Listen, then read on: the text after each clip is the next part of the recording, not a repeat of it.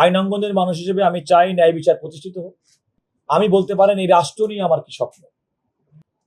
এই অফিসের কর্ণধার হিসেবে আমি নিজে যেমন, আমার প্রত্যাশা থাকবে আমার সঙ্গে আমার সহকর্মী প্রত্যেকে তেমন হবে।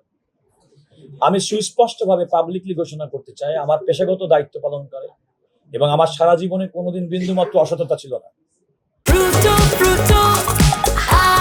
প্রাণ ফ্রুটো, সময় অসময় ফ্রুটোময়। এবং rest of my life not as an attorney, আমি সারা জীবন সেই নীতিতে অটল থাকবো। আমি যেহেতু সেই নীতিতে অটল থাকবো, সুতরাং কোনো অন্যায়কারী কিংবা অভিযুক্ত ব্যক্তিকে কোনো সুবিধা দেওয়ার কোনো সুযোগ নেই।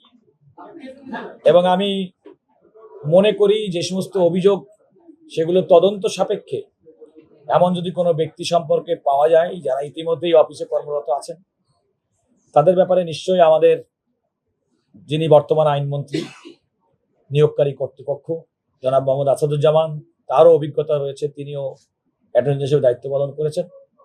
আমি সেক্ষেত্রে সরকারকে, আইন মন্ত্রণালয়কে তাদের সম্পর্কে রিপোর্ট করব যদি কোনো দুষ্ট ব্যক্তি এবং দুষ্ট চক্র থেকে থাকে। এটা হচ্ছে যারা নিয়োগপ্রাপ্ত ব্যক্তি তাদের সম্পর্কে। আমি বলতে পারেন এই রাষ্ট্র নিয়ে আমার কি স্বপ্ন। এবং এই রাষ্ট্র তিনটি বিভাগ আগেই বললাম অঙ্গাঙ্গিভাবে জড়িত। তার কোনো একটা সফলতা শুধুমাত্র সমুজ্জ্বল করবে না, সবার সফলতা, সম্মিলিত সফলতার মাধ্যমেই এই রাষ্ট্র সফল হবে। আমি একজন বাংলাদেশের নাগরিক হিসেবে একটা ক্ষুধা দারিদ্র্যমুক্ত বাংলাদেশ যেমন দেখতে চাই, মানুষের মুখে হাসি ফোটাতে চাই।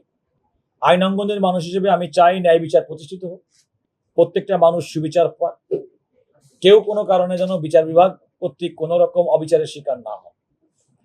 যেহেতু আমি একটা দায়িত্বপূর্ণ জায়গায় আছি, এই দায়িত্ব জায়গা থেকে বলতে পারি যে অ্যাটর্নি জেনারেল অফিস এটা রাষ্ট্রের পক্ষে তাদের প্রতিনিধি, কিন্তু এই অ্যাটর্নি জেনারেল অফিস কোনো সময় কোনো ব্যক্তির সুবিচার প্রাপ্তির ক্ষেত্রে বাধা হয়ে দাঁড়াবে না। অ্যাটর্নি জেনারেল হিসেবে আমার কর্মক্ষমতার মধ্যে বার কাউন্সিলের চেয়ারম্যান হিসেবে দায়িত্ব পালন করার সুযোগ আছে।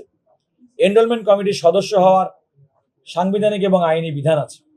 সুতরাং তরুণ শিক্ষার্থীদের যে স্বপ্ন যত দ্রুততম সময়ের মধ্যে বার কাউন্সিলের পরীক্ষা দিয়ে কম্পিটিটিভ এক্সামের মাধ্যমে আইনজীবী হওয়া, সেই স্বপ্ন পূরণটাও যত তাড়াতাড়ি হয় সেটাও আমার অন্যতম লক্ষ্য থাকে। সুতরাং এক কথাই একটা বাংলাদেশ দেখতে চাই, যে বাংলাদেশের স্বপ্ন আমরা যখন পাবলিকলি বলি, যে কথাগুলো বলি, সেরকম একটা বাংলাদেশ দেখতে চাই। আর নিজেরা বিহাইন্ড দ্য সিন যে বাংলাদেশকে ক্ষতি করি, অনিষ্ট করি, ওরকম না। আমরা যেটা ভিজুয়ালাইজ করি যে এমন একটা স্বপ্নের বাংলাদেশ দেখতে চাই, এমন একটা বাংলাদেশ দেখার স্বপ্ন মানুষ হিসেবে আমার রয়েছে। দেখুন, এটা প্রথম কথা হচ্ছে যে আমাদের আইনজীবীরা তো সমাজের পেশাগতভাবে যদি বলি আমাদের নিজেদের তো ফেলো ফিলিংস আছে, কিন্তু ফৌজদারি অপরাধে যদি অভিযুক্ত কোনো ব্যক্তি হন, শুধুমাত্র আইনজীবী এই কারণে তিনি একটা বিশেষ অনুকম্পা প্রত্যাশা করতে তো পারেন না।